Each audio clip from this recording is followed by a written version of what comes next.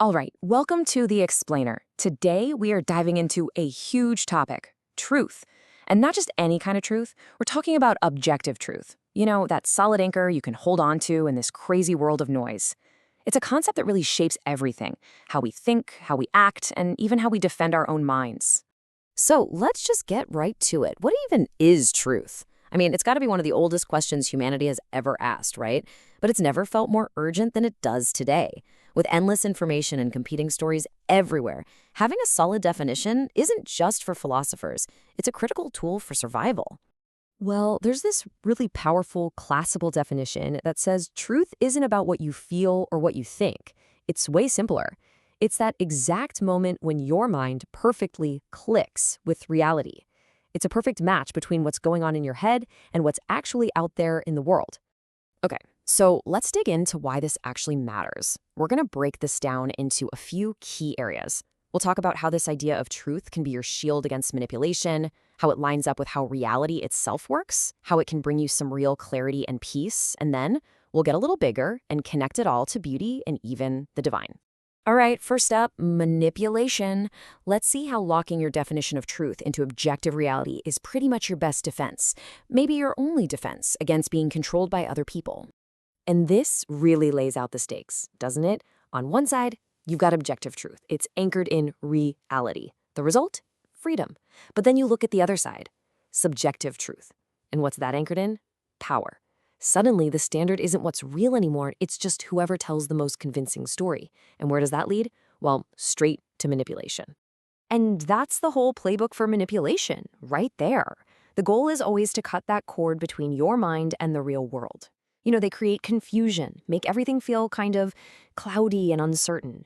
And when you're in that state, it's easy for them to just slot their own narrative right into that empty space. And that leads us right to our best defense, because when you insist that truth has to stick to the objective thing, to what's actually there, you create an anchor that a manipulator just can't move. It's your personal standard that stops you from getting swept away by stories that sound good but have zero basis in reality. Okay, so let's move on. This whole idea isn't just some abstract philosophy. It's actually about the fundamental rules of how the world really works. You see, reality itself is pretty absolute. Think about it. A thing either is or it is not. A tree is either in that field or it's not. There's no murky in between. And because reality is so black and white, our thoughts have to match that to be of any use to us. Here's a super practical way to think about it. Let's say you have exactly $4 in your pocket. If you think you have 3, you're just wrong. If you think you have 5, you're also wrong. The objective truth is $4. Any other belief is just an error that's going to lead you to make some bad decisions, right? And that really is the main point here. To get through life successfully, your mind has to conform to the world around you, not the other way around. We can't just wish things into existence. Our entire practical life depends on our understanding fitting reality like a key in a lock. So we've talked a lot about the external world. Let's shift gears and turn inward for a second. Because this commitment to objective truth has a massive impact on our mental and emotional health. You could almost call it a form of mental hygiene. Think about how this usually plays out. Some of it happens. Right away, our emotions jump in and they drag our judgment to one extreme or another, making things seem way better or way worse than they actually are. Suddenly, our perception gets all cloudy and amorphous. And from that confused place, well, good luck making a clear decision. But what if we treat objective truth like a target we're aiming for? When we do that, we have a way to slice right through all that emotional fog. We can use virtue, we can use study, to actually see things with precision, to see them exactly as they are. And that is the path to genuine mental clarity and peace. Okay, for our final point, let's take this idea and really elevate it.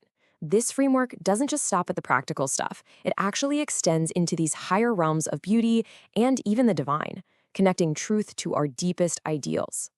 In this classical way of thinking, truth is seen as something that is just inherently beautiful.